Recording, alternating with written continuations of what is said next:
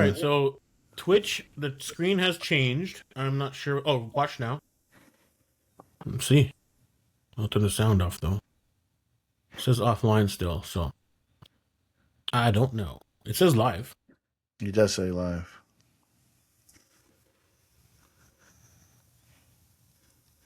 Hmm. Who knows? Who knows? Maybe it'll pop up halfway through. We'll see. Yeah. Hold on 1 second. We're just gonna do this live. Yeah. I'm down for that. People can see me fumble fuck my way through technology. Well, they know that we're just trying it ourselves, though, right? Creator dashboard. Maybe I'll go there. There it goes. I had to log in. Oh, there you go. Oh, manage stream. Here you go. I think I sent it to your email that you can manage a stream too. There you go. We are on Twitch. A little delayed, as it should be. Makes sense.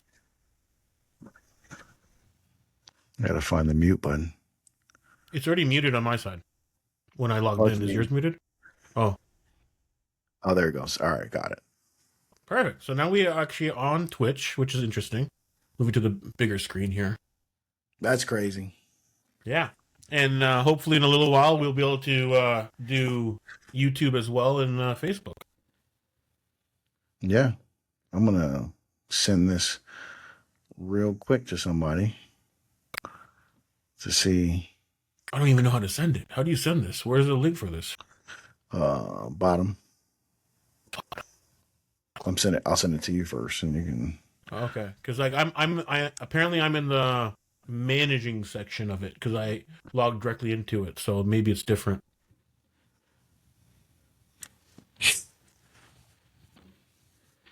I'm gonna flip it to Sean right now. Yeah, good. Tell him get his tail on here. So what's up, man? Copy link.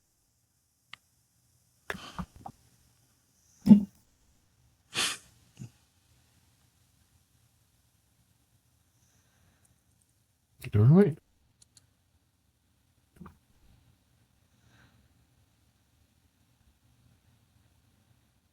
Okay, we on Twitch. All right. Well, you know what? Let's just start chatting and see what happens. And then I think after it's recorded on Twitch, then it goes on there. Kind of, you can watch it later on as well, kind of like YouTube. So I have never used Twitch before. What do I know about any of this? But yeah, I think you're right. You know that you have a new hat again today. Always. But it's usually, what's funny is that's the case, but I usually wear the same ones over and over. But this brand, Pecos, this is a table brand. They make outdoor tables. Oh, yeah, wood? They're out of this modular system and they make like a fire pit thing too. Really fucking cool. But they their hats are so dope. I was like, man, maybe you guys are in the wrong business. Like maybe they're doing both now. There you go. Half the hats I wear from them, and I'm just like, they're so cool and they're just simple. But that's the name of the game. Perfect. All right. You know what I noticed? So you put them on YouTube. So I had them running in the background at home, our episodes on YouTube, just because I was excited. And when I was doing whatever chores, I noticed one thing about all of our podcasts so far. The topic we talk about in the beginning tends to become the topic we end up without trying, or like kind of. Oh yeah. Which it was kind of like a natural thing. So Sean just got back. There you go. There it is. But yeah, I spent most of my time right now just trying to prep that stuff and writing the book, and got my real set of edits, and I got to polish off 3 paragraphs. I say polish off, polish up. 3 really good paragraphs. I'm really excited about them because I think they are good. Mm-hmm. So, when you say paragraphs, is this like the book's done after these 3? Chapters. Oh, chapters. Okay, Sorry, chapters. Yeah. Okay, that makes more sense. I used the wrong words. You said paragraph. Then you're done. If it's just 3 paragraphs, no. I got 3 chapters. I have to really dig into. The intro paragraph for one, or I keep saying paragraph. Intro chapter, and then 2 other ones to kind of set the stage. So that you're doing a forward basically, or you're doing like a prequel. It's just literally just chapter 1, like an intro, like, Okay. hey, this is what this is, and this is why you should pay attention. So grab your attention, put your socks on, get ready to You lace them want to up. give like a poignant sentence of it right now that you're really proud of, or no? Um, You can wait. You don't have to. I'm just throwing it out I there. would just say like it starts with the shittiest time of my life. Got it. Got it. Okay. Yeah, Really yeah, grabs their attention. Got it. yep, yep. So start there and then work How do you backward. feel about like being a little bit raw and sharing it like that? Is it easier by text, easier in person? How do you feel? Um, it's easier now just because I end up talking about it so much. Yeah. One of the things with podcasting and being on podcast now for There you wow, go. Sean says the boys are on Twitch. nice. One of the things about being on podcast so much is that I've kind of gotten used to start saying these things, Yeah. and so it doesn't feel as like hard. Like the first time I ever said it and the first time I ever dealt with it, it was like, man, like what are you doing? You know. Um, but now it's just like this is just a part of the thing, Makes sense. Yeah. and so I'm good with that. And I think the hardest thing about it, if I'm being honest, is to make sure that I don't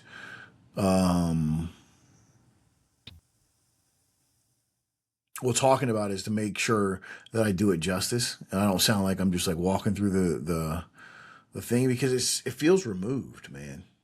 It feels You're a like different person, right? It's like yeah, a it's yeah. like It feels like a I'm old watching version. it feels like I'm watching a movie or like reading it feels like I'm reading a book now when I talk about it. There are things that aren't like that. There are things that I talk about and I'll get choked up, I'll get heavy, you know what I mean? But that one, man, like it's it's still heavy, but it's heavier in the sense of big feelings and gratitude, Yeah. right? It can definitely be like overwhelming, but yeah, man, it's straight up just, it's one of Well, those. it's one of those things like it might be an old chapter that you shut in your life or whatever you want to put, however you want to word it, but without sharing that point, it doesn't hit home how far things have come. Yeah, and that's the whole thing is like, I had a conversation recently where I was telling somebody, I was like, if you would have told me in 2017, 2016, 2015 that this would be my life, I'd tell you kick rocks.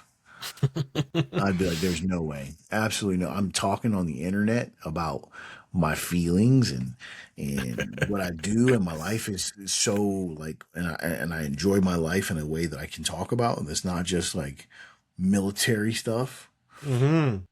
That's Or actually really interesting to say that because, like, as much as I know you're in the military and your history is military, I don't associate with you with that in the slightest. Just like my old job, like I just don't think you associate me with that either. But yeah, I it's don't, and I'm happy about it, man. Like I know there's yeah, some people who, like, it's even one of the things I talk about during retreats and then especially like when I talk to veterans and stuff is like our career is one of the few careers in the world that ends early, mm-hmm. right? A 20-year career, if you start at 18, 19, you're done at 38, 40, Mm-hmm. right? Most people are really, that's, you're just cresting the thing at that time. And so then you have the easy shift from soldier to veteran. And that's like, nothing wrong with it, but it can get you trapped into that whole thing when I knew that what I didn't want was to be the guy who is still. I was pulling an Al Bundy. I didn't want to pull Al Bundy, right? I'm married with children. I scored 4 touchdowns in high school, right? Yeah. I like that. I think that's that. Like, what are you doing now? And so, I I don't have a lot to say about it. Um, and the things that I do have to say about it, I reserve them for times when they're needed because I think you have to keep some things in reserve for like hard moments. Yeah, some one-on-one conversations sometimes a little more Yeah, like yeah. One yeah. question for you with the transition for you because like I've always done like 50 different things even when I was a police officer. I just always like did you feel like you were more one-dimensional before and multi-dimensional now? No, I was Okay. the same way then. I just Okay, all right. I just, especially like my final years, man, like being in a senior leadership position and stuff like that, I didn't have time. Mhm. Um, but I've always been a dude who just likes juggling plates, man. Like I need to Okay. have all the things happening at all the time. Yeah. Yeah. No, because some people like, I think the transition for them is from one dimensional to multi-dimensional, and I don't feel that from you, but I only know you now, so I was curious. So. Yeah, no, I think the biggest thing for me was reconnecting with creativity on a different level, Mm. right? Like I still had it, but like really allowing yourself to, like, man, this is thing that I'm still trying to struggle with how I talk about it, um, with veterans and tough guy spaces and all this other stuff where like creativity is looked at as this like weird thing, right? It's like you're not allowed to be a tough guy and creative. And if you are, it Mm. has to be creative in the sense of like how you blow some shit up or like, Yeah. or how you put It together really. a punch kick combination or some shit like that instead of being like, maybe I'm just It's one. creative. It's one dimensional, really, Yeah, right? yeah. Yeah.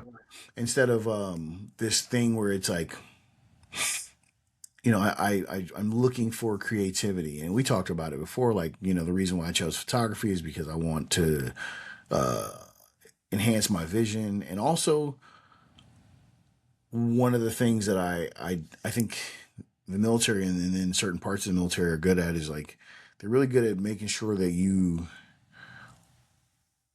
don't rest on your laurels and being afraid to be bad, right? And so like I've never been afraid to be bad at some shit, man. Hmm. Even before the military, but like Hmm. even now. And so like I don't know if I don't know if I didn't send you the picture, but I posted it on Instagram.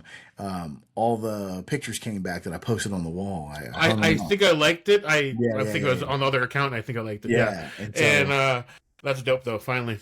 yeah, and so I did that. It's one of those things where it's like, oh man, like this is another one of those creative endeavors that you just kind of come together and just like I was Yeah. like, oh, my own private little art gallery. Yeah, when I saw that, it reminded me of my wall behind my old setup at my old house, which I put pictures and everything up that you guys saw on the calls Yeah, when I was building it out. When I saw that, I'm like, oh, that reminded. I can't wait to like do more in this house, but I have to find the. It's always the first piece is always the hardest for me, and then it's like a snowball. So yeah, and so I don't know. I will always continue to kind of be good at being bad at stuff, yeah, and I never want to be multidimensional, man. It's that whole speech, specialization is for insects. yeah. Zero You interesting. said that last time, yeah. Yeah, yeah. So that's my gig, man. But other than that, dude, we're just kind of running down the thing and trying to get it together. How is recovery going? Early stages. So yeah, honestly, the when I first got the surgery, my arm was so swollen, and they put so much anesthesia in it. It took me 2 days to feel anything. I was nervous that my arm was like just dead. So now it's feeling better, and today I went around do some errands and whatnot, and then my left arm spasmed, and around like 2 p.m. and like I was out. Like I'm like I need to lay down. I can't do anything. But overall, pretty good. I couldn't sleep last night, so I'm not supposed to take this off. Took the whole thing off, cleaned my arm off or whatever, saw the staples, and man, it's wild how much your arm atrophies after a surgery. How quick it does. Oh So, yeah, man. I mean, I used to watch surgery on the Learning Channel oh yeah, and on YouTube. I used to watch all the surgeries, and they work on human beings like cars. oh yeah. Like sometimes I went to a it's bunch of. Have you been to a brutal. coroner thing? Have you seen a coroner like Oh an yeah, autopsy? yeah, yeah, Yeah, yeah, you see how they work on those guys? Like fuck. yeah, yeah. It's wild, man. It's like your body can take a lot of punishment, a Oh lot of yeah, punishment, and so no wonder the when body people are is like, "Why a am I so real sore?" cool And I'm thing. like, if you Yeah. only saw what they did to you, you know why you're sore. You're Yeah, that's probably why unconscious, they man. knocked me out. Yeah, that's exactly why. So, but But here's a overall, question. the Here's a question the I have for you, sleep. real quick. Okay, good. What's over the past week or two, and if you need to go back further, Mm-hmm. what's something that you've seen that's either like made you pause or challenge a belief you have? Mm. Made me pause or challenge a belief I've had.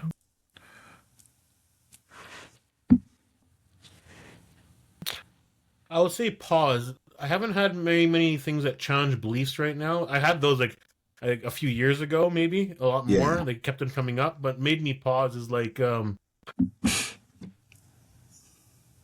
of like what the clip we put out about when you put something out there and then you expect them to act a certain way and have a Mm, pause. There there was a situation like that where somebody was just getting angry for no reason. And it wasn't even, they didn't give anything. They just were upset for the sake of being upset. hmm And I just realized that I paused, not because I was like, what the hell they're doing? Like, getting upset myself or thinking they're an idiot. I paused because I'm like, I'm so detached from that feeling that it feels really nice. But it's like, man, like that's a lot of energy. mm, That's the pause I've had. I haven't had a shift of belief really because like even when I talk to you, you like my things here, your things here. I find them they're parallel. So you give me a different perspective on the same thing, yeah. right? Yeah. So I haven't found a different belief. Um I guess another thing that would make me pause is that a few people have messaged me and said certain things that I have said certain things to them or how I've approached things have made them just changed a big part of their life, I would say. That's good. Which, yeah. Yeah. And it's one of those things like I'm just talking through action. I'm not forcing anybody to do anything. I'm like, a lot of times to my friends, I'm like, sometimes, you have certain friends that their personality type, they have to go through the problem Mm, to get there. Like how many things that we've went through, there's certain problems we have to go through to be able to actually understand how to deal with it. Right. yeah. Yeah. I So, mean, so that's, I approach them and then halfway through the problem, we can have the talk. But yeah. like where I didn't have somebody halfway through, but they still have to kind of go through it. Yeah. It's, to me, that's the wisdom conundrum, Yeah.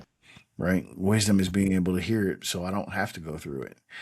Right. Yep. But that's not everybody's wise, man. And not everybody, and not that I am. That's not what I'm saying. I'm just saying, No. like, there's plenty of moments where I'm definitely not wise. And and it's one of the, I think it's one of the first ones we recorded. I don't even know if we put the first ones up or not. Not the very But first one, we're but yeah. no, okay, so that first one I think we had a chat where I was like, and I was talking about Sean and we're talking about religion and things like that. And I'm hmm like, my belief from that is kind of with the saying that if you make a mistake and you keep on making a mistake, you're kind of an idiot, right? Oh yeah, If yeah, you learn from your mistake, you're smart. But if you learn yeah, from other people's mistake, you're wise. But if let's say you're not religious, you're anti-religion or anti a certain type of philosophy, a certain type of belief system, whether it is political, whether it's economics, whatever it might be. If you're not willing to actually ingest that and learn the few gems that you can learn from that and to avoid situations, then you're really not wise because everything's kind of laid out for you. Like the Bible, the Bhagavad Gita, different books, they're just telling you different things that might work for you. And maybe if you read it, you can just leverage it to your advantage. I'm not even talking yeah, like how I'm wording it is leverage it to your advantage. I'm not even talking about like in a religious capacity. I'm just like yeah, yeah. leverage you for it. Okay. It's the ability to just take away information and use it, and just be, yeah, like, Yeah. not. It's the same thing as, like, not everything has to be an emotional endeavor, right? Like when you Yes. read certain things or you take certain things away, like, you don't. I don't have to feel some kind of way about this. Yeah. It's like, sometimes I'll use the word when I talk about leadership. I'll tell people that leadership is manipulation. And people don't like that because they hear the word manipulation and they think put a negative context on it, a negative Mm-hmm. spin on it. And I'm like, I'm not asking you to judge this word. Mm-hmm. I'm not asking you to judge this word. I'm telling you what this is. How you feel about the word is of no concern to me. Right. And so I think it's the same thing there. It's like, you can learn a lot of wisdom, how to lead life, how to live life from a lot of these religious texts and not have to feel like you are, beholden to taking Shahada or taking, Catholic sacraments or whatever the Mm-hmm. thing might be. They might have a problem with it, Yeah. Yeah. Yeah. but just in the sense of, like, I want to live a good, righteous life. I think it's really hard to look at any of those texts and be like, it's going to go wrong, pal. It's going to go and, real and you wrong. know what? If there's something I disagree with really to your core, and then you know what? Disregard that and take the good. Like, even in the Not Dead Yet group, I would bring up stuff that is like Hindu, and I would say that this is an approach, and you can try it. And I would just say that if it doesn't work, toss it. I would just say Yeah. that because you don't have to try something if it's not for you. And maybe 10 years down the line, you remember the comment, you just like, okay, now I'll try it. Maybe at that point it's for you because you didn't need it before. Yeah. Well, I mean, dude, like the idea, I think that's the Bruce Lee thing, right? Discard what's useless. That's what he I said. did not know Yeah. that was his Yeah, thing. yeah, I yeah. did He not know talks that. about in martial arts, he's like, keep what's useful, discard what's useless. It's Jeet Kune Yeah. Do, right? Also, one of the best leadership books that's not a leadership book I've ever read is 11 Rings by Phil Jackson, right? Okay. But one of the biggest takeaways I had in it was exactly what we're talking about. And that's this idea of like just taking things, cobbling them together, and using and taking and making it useful. And they were talking about his religious practice because they were like, Phil Jackson's religious practice is a little bit of this, a little bit of that, a sprinkle of that, and while I don't have that belief or whatever, I have found that to be very useful in every other aspect of my life. Yeah. Right? But I think this is another one. Defining and describing win for you, whatever that means, win for life, win at work, win Oh, at you said win? Sorry, yeah, yeah, WIN? WIN. Oh, okay. Yeah. Yeah, like how to describe your win or how to define your win is such a huge deal, and some people, they're only interested in winning in a very specific fashion, Yeah. right? Like if It's not going to matter unless it's this way. yeah, I have to win. Like it's like if we're talking about fighting in UFC or Yeah. something, like I have to win by submission or I have to win by knockout, and it's like I just want to win, man, Yeah. and I'm willing to take that however it comes, Yeah. which is, I think, like I had a Sometimes it's conversation. messy. Well, dude, like even this, like last week, I was talking to a friend who's like, man, I'm falling behind on my reading, and so I was like, have you considered audiobooks? And they were like, oh no, that's cheating, and I'm like. Yeah, And I'm like, audiobooks was listen, a game changer for me. I couldn't even read at the worst of my PTSD. Audiobooks that's was what I wonderful. mean. Yeah, But I yeah, mean, also, if you have kids and you're busy or you're just busy or whatever, like I got into audiobooks because at the time my job was to read all day. So I was getting off work and I was like, the thought of reading was dreadful, right? Like I'd spend all day like on a computer, like, and then and then I had this personal list of books I want to read, and I'd look at it and I'd be like, ew, yeah. I want to do that. And so audiobooks became the way. And I still love them, man. And there's certain times where like there's certain types of books I know I'll never read.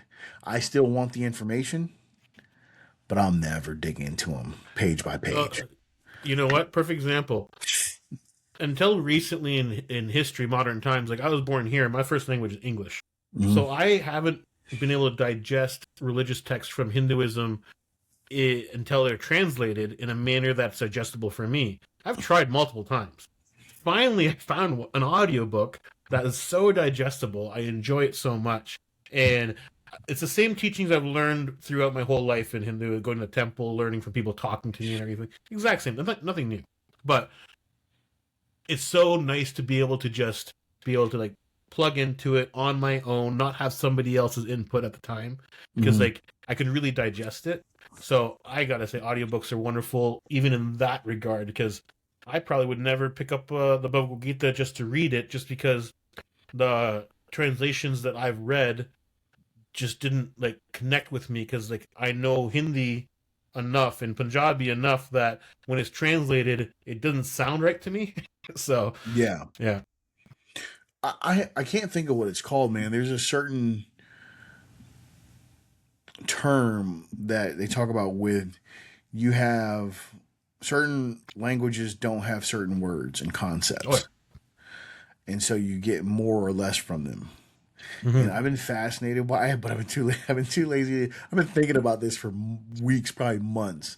I need to do a deep dive on it because even this weekend I was listening to Arthur Brooks, and he was talking about art in Japan versus art in America. And he was like, art in America is you have a blank canvas and you think add. And he was like, and art in Japan is take away, take away, boom.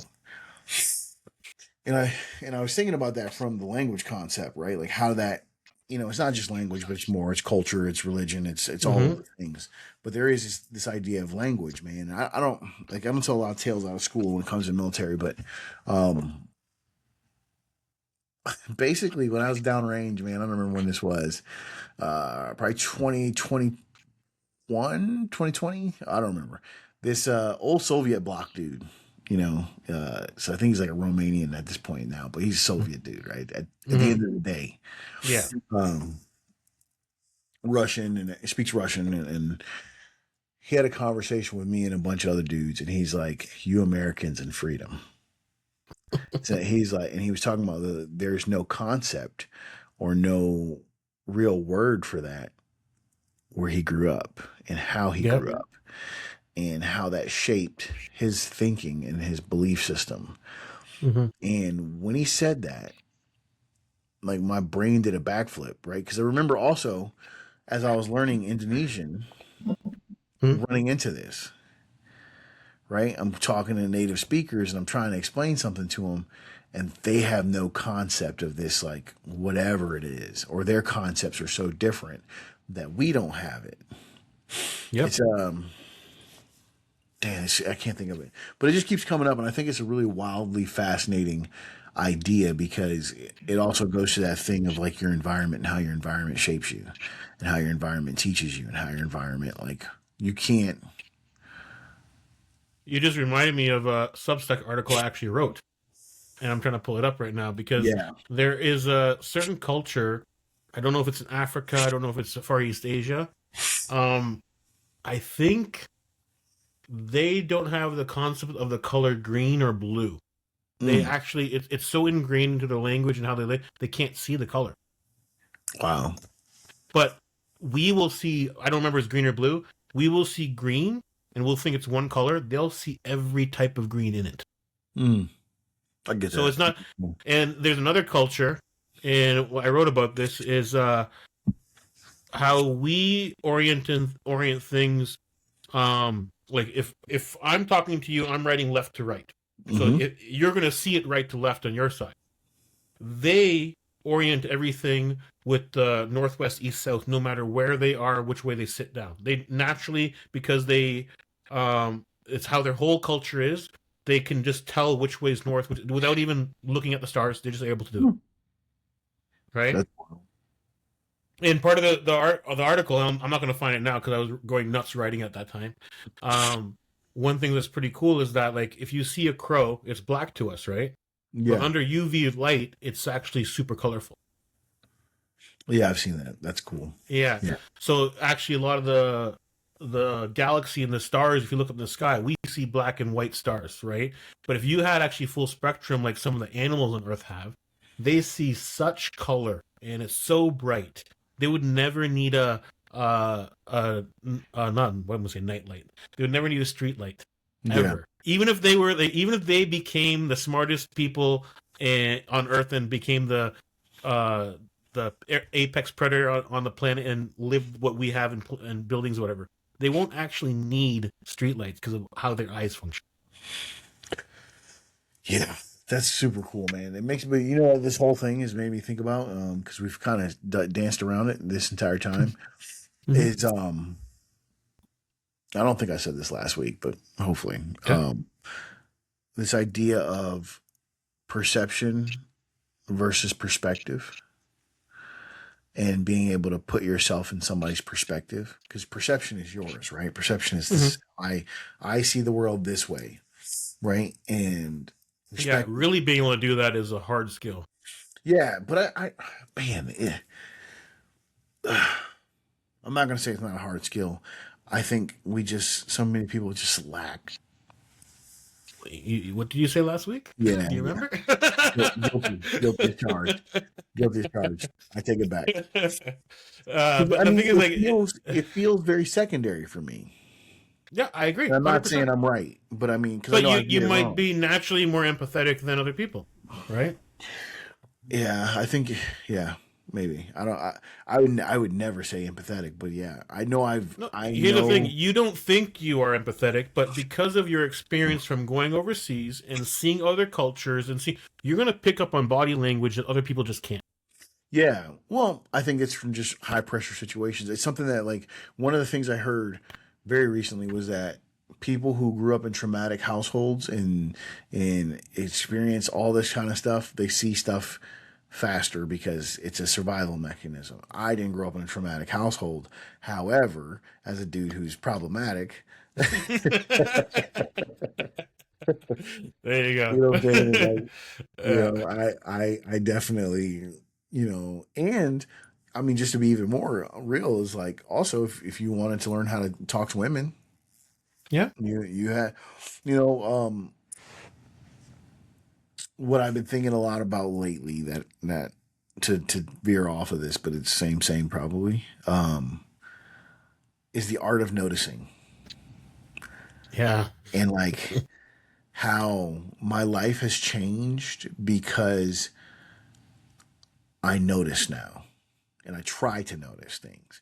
Whereas before I noticed, but it was completely different subject, very, very narrow focused and everything else. what I get? How about this word? Now you notice before you were just aware.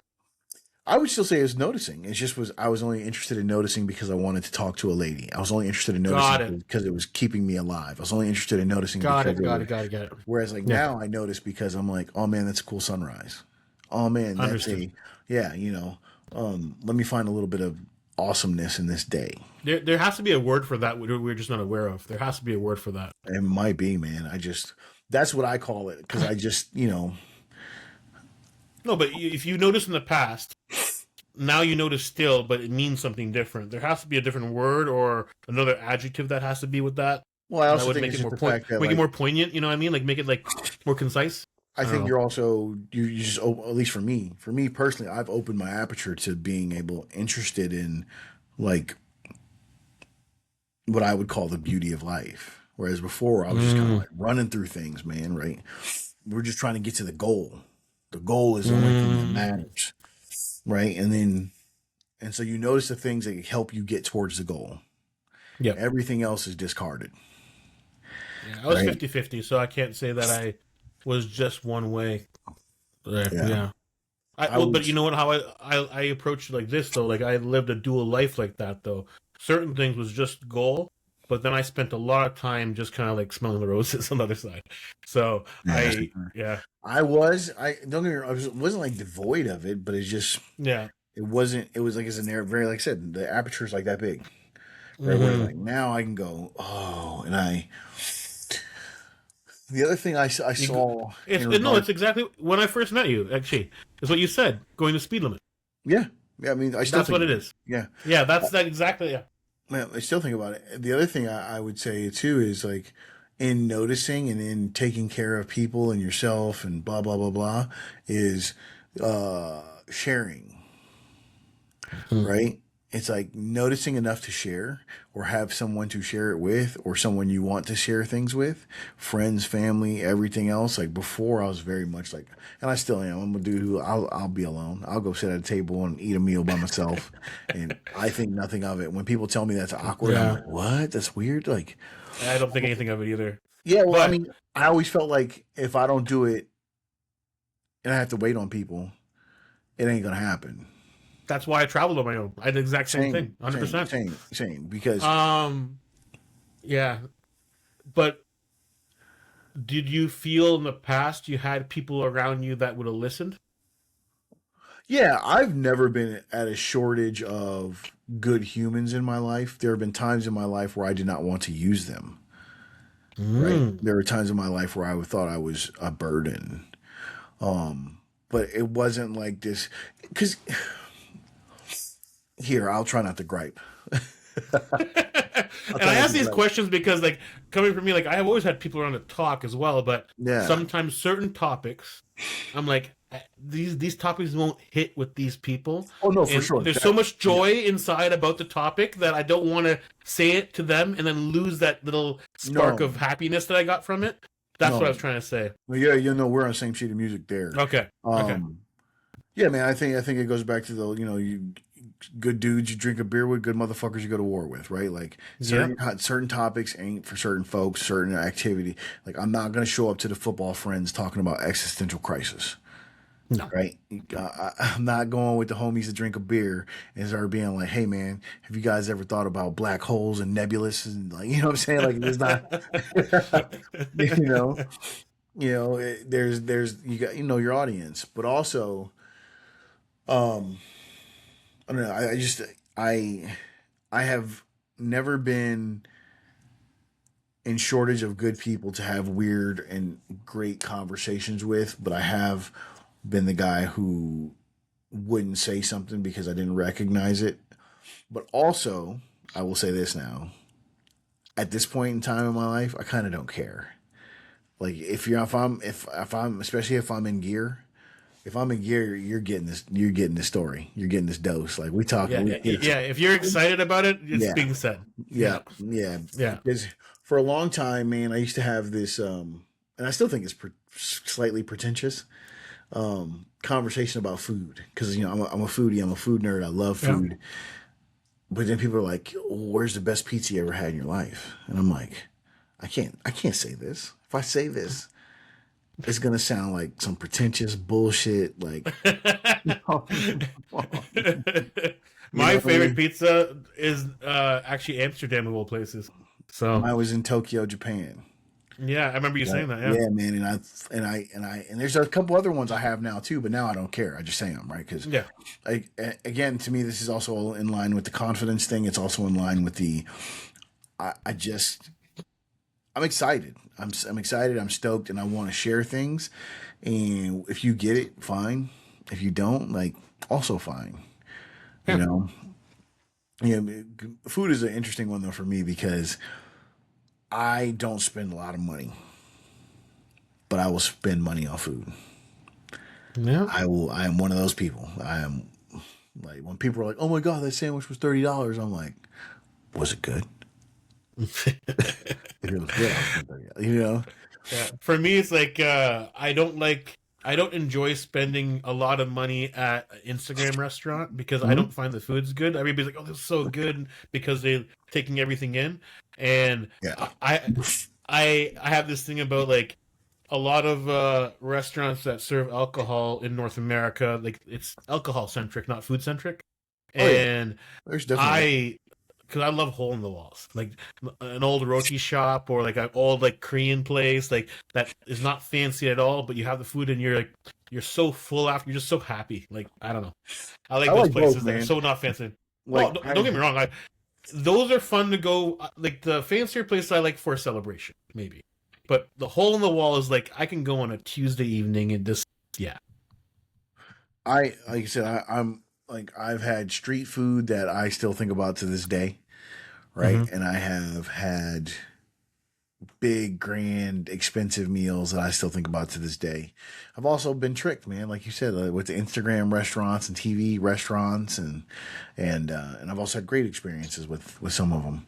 Yeah, But I also think that like it's kind of easy to tell these days if you really pay attention. If you've been to enough food joints too, you can tell like when you're walking into a gimmick versus an actual good joint. Well, I think for you and me, maybe because you like food a lot, so you can tell. Because somebody that's new to it, they're like, "Oh, they put so much effort into this. The food has to be good." What I mean by it is like, here's a telltale sign, right? They have a neon grass wall, right? That's an Instagram spot, right? That's spot. You might get good food, but I'm gonna lean on probably not. No. Right. But again, you also talk about how much time you spend on your Sunday meal. Oh, right? Yeah, that you make. Yeah. And I think that is a quality that has to be part of the conversation because without that effort at home to know what is a good meal, that you had to put effort into it. When you go Yeah. out, you can't tell because some people didn't. Some people grew up with just boxed food. Well, yeah. I mean, I had a conversation with a chef at Momofuku in Mm-hmm. Vegas, and he was like, "Holy shit!" He's like, "You really do know food, right?" Because we were talking, and I started going in, and he was like, "You really do know food," and I was like, "Yeah." And then he was like, "Well, how do you feel about duck?" And I told him, I said, "Here's the problem. I've never had duck from a place to know if it's good or not. Like I've had duck, I just don't know was that good duck, was that bad duck? Like what is good duck?" And he was Mm-hmm. like, "Pause." And so he brings me over this ramekin full of duck, and I was like, "Oh, this this is amazing." And Okay. so now I was like, now I have a starting point, so I get that, man. But Yeah. also, like I said, you just get nerdy, man. Like I'm basically collecting food skills at this point. Is my goal. Yep.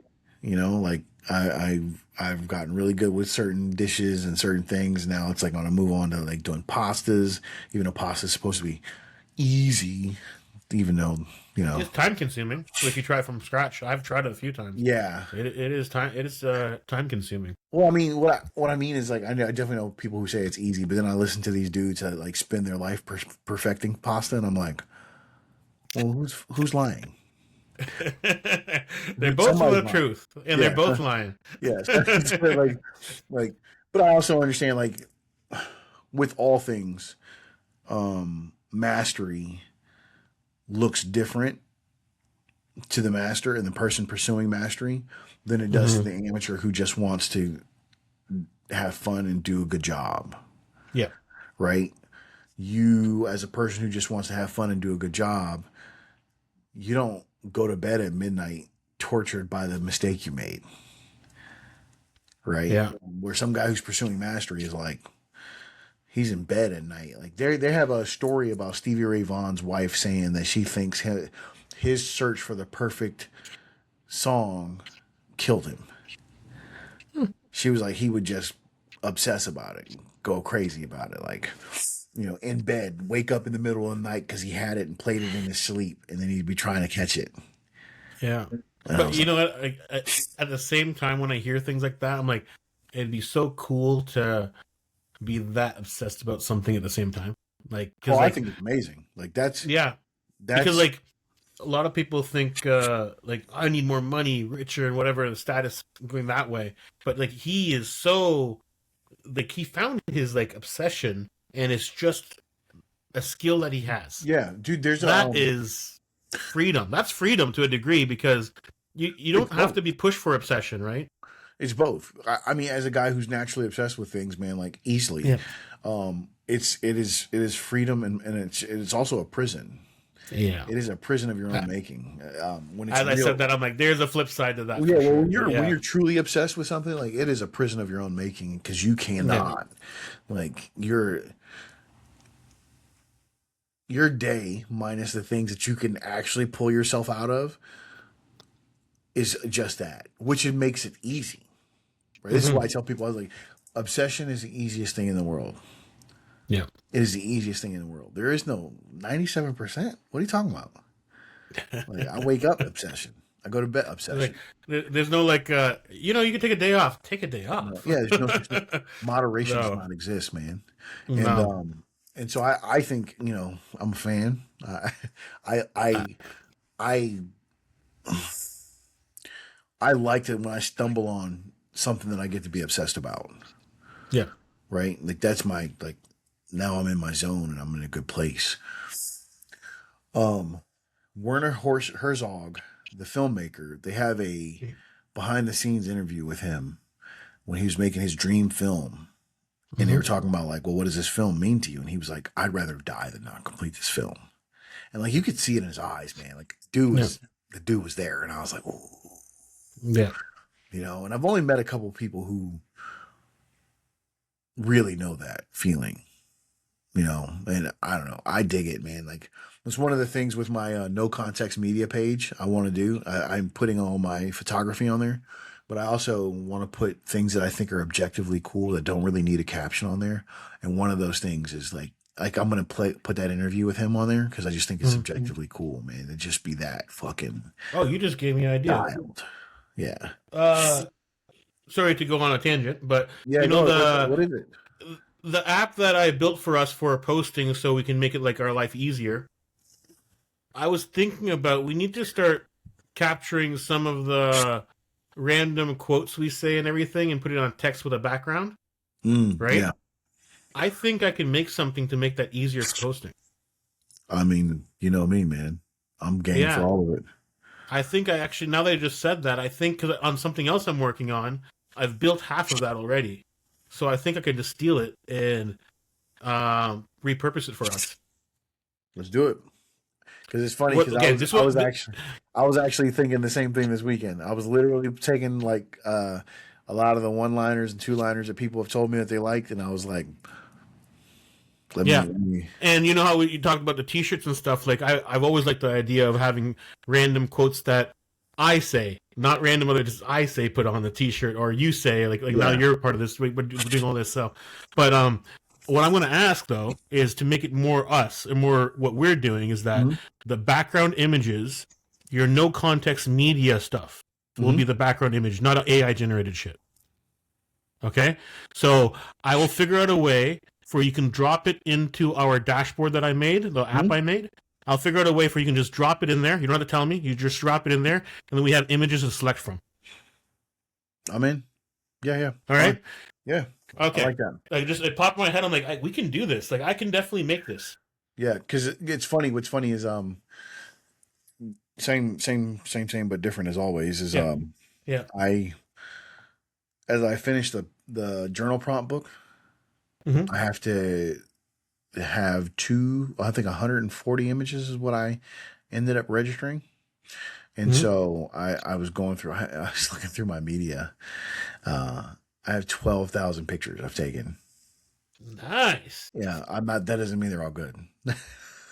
But still. Hey, you know what? The bad ones that are blurry are perfect for a background for what we're doing for Instagram. Yeah, exactly. But also, I told you, like, I like imperfect shit anyways. Yeah, the throwaway ones, yeah. Yeah, but it was one of those ones where I was like, oh man, this is partly like one of those things that I dig about doing this kind of stuff. It's like having to comb through that and go, well, what's the 130 pictures that I have to find that are really cool, and what are the charts I have to make and everything else and so on and so forth, man. It's also just cool to watch this thing come to life because before I did the mock-up, I was losing a little steam. And I was like, let me do this mock-up so I can get a little gusto going. And then I did the mock-up and I was like, oh, yeah, it's true. It's real. It's looking good, man. It's looking good. Yeah. And so I'm really excited about it. And so I got about 150 paragraphs to write. Now I'm about halfway through. So we'll see. It's going to happen no matter what, so it doesn't matter. Oh, yeah. It's just a matter of time. Yeah. And then once I'm nerding out about this, like building these apps and stuff now that I figured out the skill now. So I'm going to nerd about this stuff for a bit before I dive back into like fully getting into writing again. Yeah. But like now that I thought about this, because I'm like, oh, this would be perfect for the content. Because we're doing a lot of clips now. But I think I could make this probably, like, it would be easier if my arm was better. But I think I could, like, if my arm, I could just like watch TV and build the whole thing in like an evening. I probably could. Yeah. But now it's like I have to use voice to text. And so give me until I'm going to try to get done before next Monday. My goal. I'm going to try to get done before next Monday. Cool. I think it's good. Yeah. I think it's good, man. Here's the one. Let me go back and find it. I had it pulled up on the journal that I was going to tell you. This this thing I really resonated with me, and I really dig this quote. The guy says, to conduct the orchestra, you must turn your back on the audience. And it made me think about my original idea for half the things that I do. Yeah. It has nothing to do with an audience. Nothing to do with an audience. And everything to do with creating something and watching something become real. Yeah. And people like watching excellence. People like watching, like, really, it's like excellence. Like, if somebody else is doing something really, really good, there's always an audience. Yeah. Well, also, man, like I think you just turn into a shapeshifter, right? When you're only interested in the audience, right? Mm-hmm. Pleasing the audience, getting an audience, liking, making sure the audience likes you, you turn into a shapeshifter. And then Mm-hmm. I was like, before you know it, like, when does the bit end and where do you begin? Right? And it's like, I think the freedom to know yourself and be yourself, as always, like I said, this is the reason, one of the reasons why I think journaling is so important Mm-hmm. is because it gives me that absolute freedom to be like, no, I'm good. I know this, Mm-hmm. and maybe that's not the only reason why, we talk a lot about high agency, but Yep. being able to have the agency to stand in front of something and be like, you're all wrong, or hell yeah, I like this thing that you think is stupid, Yep. um, and, you hit the nail on the head when we talked about that the first time, like being a black dude in a community where you're one of the only ones is high agency. You have to be at some Yeah. point in time. Like I said to you, like your name is Johanse, my name is Bupesh. Yeah, yeah, Like, what's a Bupesh? I've gotten that yeah, many times. Like, yeah, so no matter how much I get along with people, no matter anything, I will always never fit in. So it's just one of those things. Like I can be just like everybody else, have the same interests. I'm still the piece of black pepper in the salt. So yeah, right. yeah. I mean, dude, like I had a conversation with a guy years ago, and I even said it before, and I've come to relish it now. I don't think I've ever felt bad about it, but like I Mm-hmm. I'm at home everywhere, but I'm at home nowhere at the same time. Like I'm comfortable everywhere, but I have a home nowhere is what I used to say. Mm-hmm. Uh, because I can go everywhere and fit in. That's And no longer true now, though. no, no, no, no, no. Okay. But it's still true in the essence of the fact that I am just a wanderer and traveler, Yeah. A little and bit of a so nomad. yeah, and so very rarely am I the guy that's like, this is my spot, right? This is usually Mm-hmm. like I'm encroaching on your shit. I'm in your territory. I'm learning your things, and I'm okay with that. I'm very comfortable there. So yeah. So you know what? This made me kind of this when I said excellence and whatnot. So there is one thing I saved, and I'm gonna try to just put it up to the mic so you can hear it. Okay, Mhm. because it's not actually a quote that I can uh, read off to you while we're doing live. So See, I don't know a lot. True. Tell me about it. I mean, I don't. There's this problem where people are getting good at one thing, they think they're good at everything. But if you study successful people, they generally have what's called a zone of genius. And in fact, because they're so good at one or two things, they're usually really bad at a lot of other things. But because they have authority, people will believe them, and then they will believe themselves. Mhm. See, I don't know a lot. So I saw that, and I thought it'd be a good thing to bring up, and kind of our conversation is loosely with that. Yeah.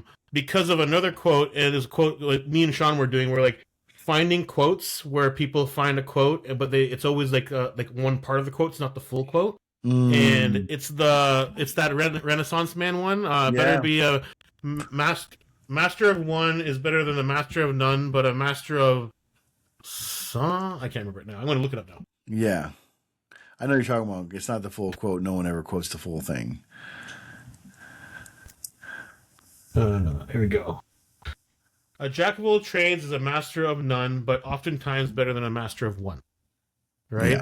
Because sometimes when people see these people online and they glorify them, and they're like, "Oh, this is so excellent," and they listen to everything they say, but they're not actually good at other things. But because they're successful in one metric, Yeah. they assume they're successful in many other things. Now, Yeah. some people aren't nefarious in what they do with that, but then you think of people like, I'm going to just throw like Bill Gates just because of stuff he's done in India, in Mhm. Africa. Mhm. He's made a lot of money in Microsoft, but then he's done a lot of weird things in other things. George Soros, lots of money in one thing, a lot of Yeah. weird things in other things, right? Yeah. So it's just one of those things where I just thought when I heard that, I'm like, that's a good flip side to the quote because people talk about the quote, but then people don't talk about, like, this is a real thing that is, when people see somebody so good at one thing, they idealize that. Yeah, because you're a master here, you should be able to master anything, or you must have whatever. I think there also might be some like weird mix of the fact that, like, if you see the way, what is the Musashi quote? I don't remember, but like basically, if you see the way in one thing, you can see it in all things. Yes, yes. Right. And I think that there is some inherent truth to that. But I also, just to be very real, like, I think Americans, I think we are really bad at anything or anyone that has money in thinking that they're good at everything else. Yeah. Right.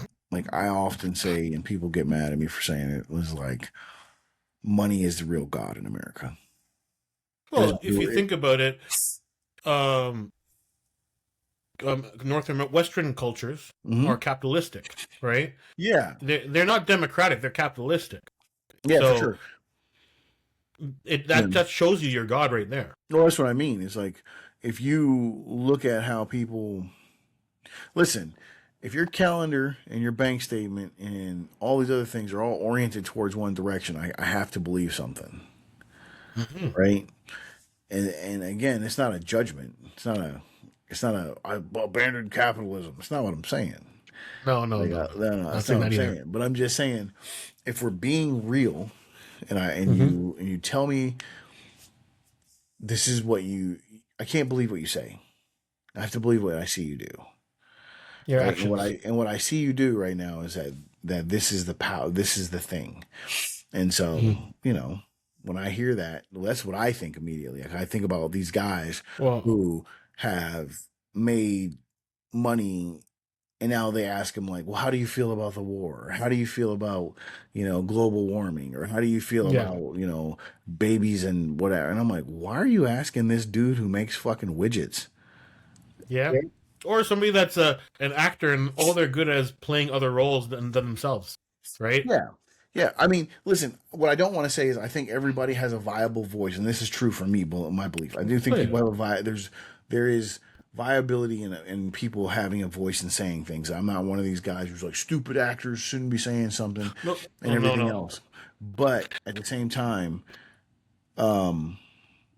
your opinion on foreign policy and atrocities in the world should be very measured, pending what your expertise is, right? Yeah. There are certain things, like, I had a conversation once where I was trying to, a buddy of mine called me. He says, hey man, you've been a part of the military, you've been a part of government, you've been, doing all this stuff, this, that, and the third. He was like, walk me through what this means. And so I literally walk him through everything as far as like the apparatus goes, right? And then I get to economics, and I go, and here is a giant black hole that I cannot describe to you. Right. And so instead of me trying to, bullshit you and tell you these things, it's like, no, man, just be honest enough to say, hey, or here's what I think, but I'm not an expert. I don't know anything. Yeah. Or this is just my wild assumptions. One of my favorite games in the world. Let's just make wild speculation and assumptions on things. I'm good with that. But like, just admit that that's what it is. Let's not lead with, hey, here's a fact. Here's a real fact. And just because you mentioned it, like, capitalism, that's your God because of what your actions are. The TV show American Gods. Did you watch it?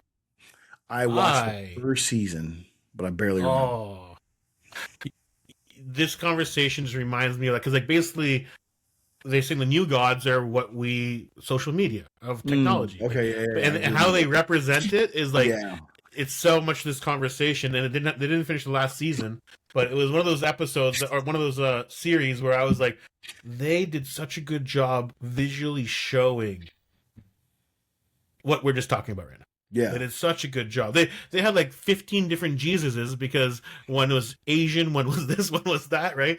So it was so cool, and how they brought it all together in the old. Yeah, I thought it was really cool. And because you like because you like movies and TV, I think you'd love that. Yeah. So I did dig it. I just don't remember it, man. Like, yeah, I think on offhand is the movie and idea I'm thinking about the most, Ray, is probably um nothing serious. Yeah, I'm probably not anymore. I think about Gattaca a lot. You ever seen that movie?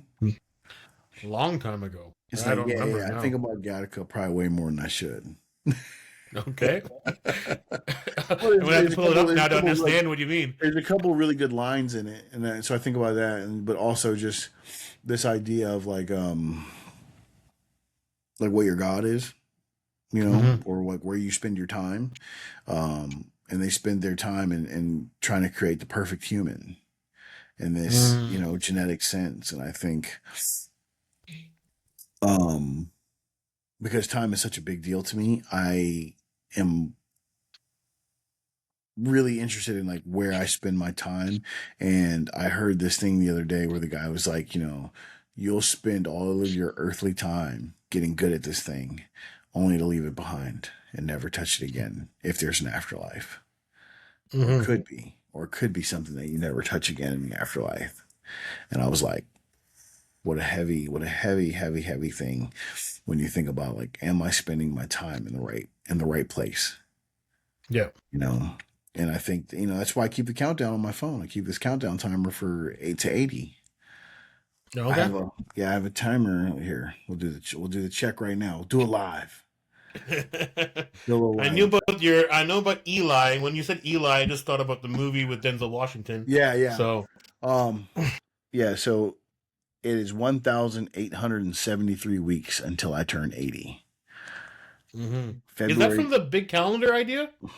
No, this is just it's a memento mori idea, stoic philosophy. Mm. But then what happened was I was talking to my dad and we're talking about the men in my family, and a lot of the men in my family don't make it to 80, right? And so life expectancy for Mm. men in America is 60, 76, 74, 78, depending on the year, whatever. And I was like, man, I am not aiming for high score, right? That is not my goal when it comes to life. But at the same time, it'd be cool to live a good life for a long time, as long as you got it. Oh yeah. And so I put that countdown timer in, but I put it in more of the sense of like, go now. Hmm. Go now. Be intentional. Be where your feet are. Know, like, if you're going to fuck off on the internet for an hour, there's nothing wrong with that as long as you know. Yeah. You don't fuck off on the internet for an hour and then go, oh my God, 1,872 weeks, it's gone. You know what I'm saying? Like that's I the just realized, yeah, I realized I like going on my phone and scrolling, so I just stopped watching TV. That's yeah. I just realized that. You So know, but whatever it is, I think it's just like as long as you're good with it, who cares? I yeah, don't think that your recipe is not my recipe, no, but I just think that regardless of what it is to be intentional and to know is a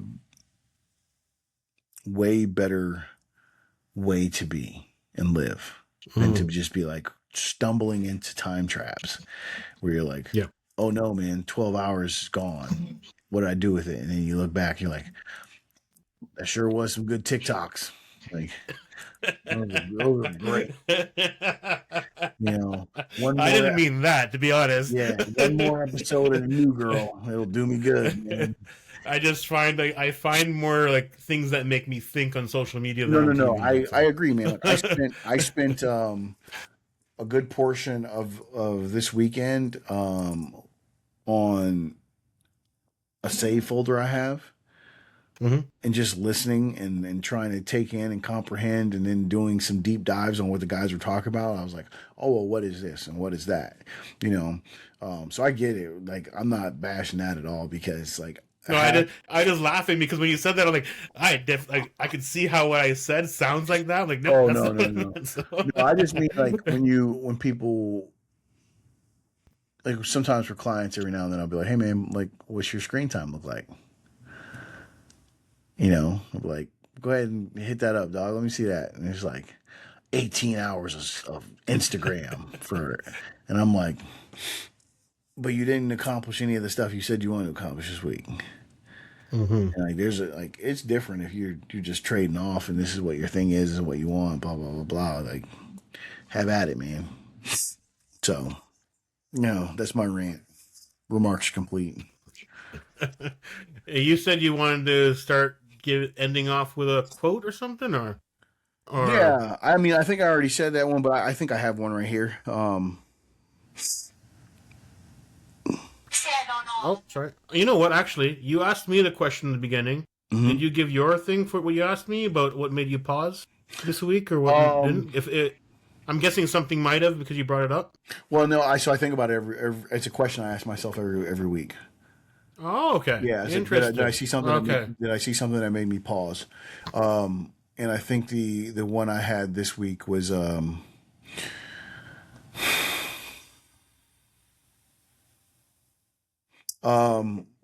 how much I realized that I said it earlier, but like I'll be a bit more poignant about it. Is like sharing food and cooking for people means how much it means to me to be able to tell somebody I love them this way, right? And also how I wish and I hope that for more people that's a thing.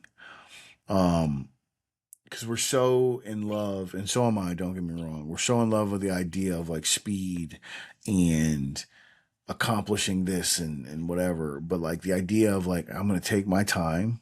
I'm going to make this meal. I'm going to listen to some music. We're going to talk and whatever else. And then we'll eat this meal together is a big deal to me, you know? And I think that, yeah, as if I could ask somebody, you know, to do something, that's one of the things I would tell them. And then I'll stack this on top of it. The things that I know to bring people closer are a bit of suffering and food. And so, you know, if you wanted to hopefully the food is not the cause of the suffering. Yeah. Hopefully the suffering is a hard workout, interesting sauna session and ice bath or whatever the thing is that you do that brings you closer to an edge, which I think is the important part. Like to get close to your edge and to explore your edges with someone and then be able to break bread and talk and basically recover, right? Is a way to foster a relationship. Oh, you just disappeared on me. 1 second. No problem. While you're doing that, I think there's something to be said because I know a lot of people that are not in like the pushing themselves as aggressively as you push yourself physically or even me when I could. But through difficult conversations that don't always have to be about things you've been through, maybe like some people in science or some people that are working on the frontier of medicine, whatever, they might be talking about different ideas of where this can go. And they're just mapping it out and they need to bounce the idea. If there's a connection there, there's a difficulty in the conversation because it's also walking kind of into the fog, but in a different way. Yeah. Because like I was trying to figure out how to word it or how to add something to it because I was thinking about like people that are physically disabled that are like savants in other realms. They still have this same struggle, and I was trying to map it out in my head. How would they tackle it if they don't have the hard thing, can't do a sauna together because physically can't do it. They can't work out together with you. But they do have hard times in their life. They do have things, and there has to be a common thread with how they do it, and it might be on the mental realm, where it might not be a difficult conversation about what you and me go through, but like how much it might be something like, and I'm just speaking from my point of view, and it only can be from my point of view, how I can just go for a walk and they can't, or how like yeah, well, I don't know how to make it poignant because I think as we have the conversation, I think you're right. But I would offer this. I would offer the idea that maybe because their life is challenging in itself, the problem is a different problem, right? And what I mean is like it's kind of like first world problems, right? Yep. Like when you're living in a certain lifestyle, like I don't need to introduce an ice bath for hardship. What are you talking about? Like my entire fucking life is hard, bro. Like you know what I mean? Like Yeah, no, but I'm the like kind of like how we talk about the shoulder to shoulder, doing something together, suffering together. Mhm. I'm trying to figure out how I would connect and suffer with them in that moment or whatever that would be, and that's something like over the last few weeks I've been thinking about. I haven't well, come to any answer yet. So. well, I mean, I don't know, man. Like, have you ever seen the story of Dick and Rick Hoyt? No. Okay, so father and son team. Oh, does he push his son around? Yep. For marathons? Triathlons. Yeah. Triathlons. Okay. Yeah. Yeah. And so I think it's something like that. Personally, like I don't know that. You know, I've never done it. But Yeah. we were supposed to get called up to do another one of these little mini documentaries with a guy who had no legs or one leg or something like that, and climbed Kilimanjaro. It never happened, but like I think it was one of these same kind of things. Like you're helping this dude along, and you're suffering. He's suffering in a different way, but also, again, like I think, and I don't think, and this is the thing. Also, for the most part, when you're suffering together, I don't think it's actually the act of suffering. Like you did one rep, I did one rep, you did one step. I think it's the fact that like, just like one of the hardest times in your life, all you really need is somebody to look next to and say, "Me too." Right? I've told guys. You know, as you were saying that, I was thinking about this. The word that came to mind is like you're in that moment. You actually are seen. Yeah. Well, what I've told guys before a lot of times is like your hardest night. Sometimes all you need is somebody to just say, "Me too, brother. Me too. Been there too. Yeah. Feel bad too, man." You know. I heard this on Duncan Trussell, and I still think it's the most accurate statement, especially for a guy like me. Like when Duncan Trussell was talking about when his mom passed, and he's like, all these people were offering me all these platitudes and all this shit, and he's like, I didn't want to hear any of that shit. He said, and then one guy came up to me and goes, "Hurts, don't it?" And he was like, it was the best thing I could ever heard. Because I know me, like, I'm angry. I don't want to, what are you talking about? Better place. Cool. Got it. Understood. Know that. Don't want to hear that. You know, like, also, let me be angry. Let me revel in my pain. I'll figure it out. But if you really wanted to get on the level with me, that's it right there. But I think that's in general, too. Not just about death. I think, you know, some of the best conversations I had about depression, suicide, all the other stuff has been, you too, me too, you too. Like, yeah, you know what I mean? It's recognizing somebody that, like, also you're not alone. Like, and I hate it sounds like cliche or whatever, but like, yeah. When I sat at a campfire in Montana with this organization called Two Wolf, it's a veteran nonprofit, and they do outreach where you go out and do a work land project and then you overland. So they got the truck set up with all the stuff. But anyways, this one was a bit different than their normal things. And so these were all guys who were facilitators. So me and like 10 other dudes who kind of like facilitate men's retreats and stuff like that.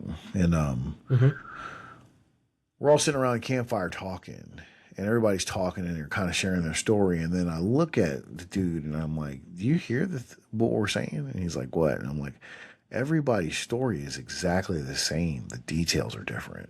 Alone in a room with alcohol and a gun. Right? The main thing being alone in a room feeling like a burden. Yep. And so that part of being alone and scratching it out and going, me too, it's a big deal. So that's my, thought on the whole thing.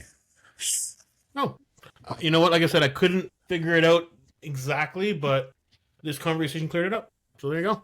That's the whole point. I don't know if this is good. Hold on one second. Let me look over this and probably end it with this. Mm-hmm. I got a quote to end off that's not going to be a conversation. I just think it's a good quote. So we'll use that for the end off if yours is more conversational. No, it's just a quote. Go ahead and we'll just end off with yours. I'll do this next week. Okay, so I just thought this quote was nice, and it's basically I guess a quote about being seen or being loved. So, but if someone manages to see in me what I don't show, they will have found in me something that belongs only to them. I dig that. Yeah. That's appropriate. I'll see you next Monday. See you next Monday.